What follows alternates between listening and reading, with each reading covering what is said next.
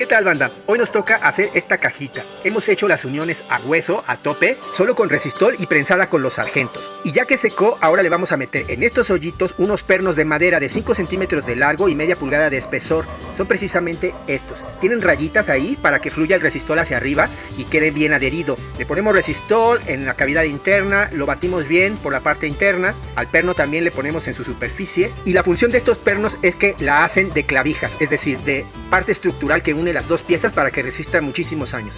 Una cajita armada así es una cajita que la puedes heredar por generaciones y va a seguir perfectamente bien siempre. Y bueno, como parte complementaria de la clavija le vamos a poner un clavacote, pero de una madera oscura de salam para que le dé un toque estético. Estos ya de unos 7 milímetros de espesor y bueno, dejamos que sequen y luego los empezamos a enrazar con el serrote.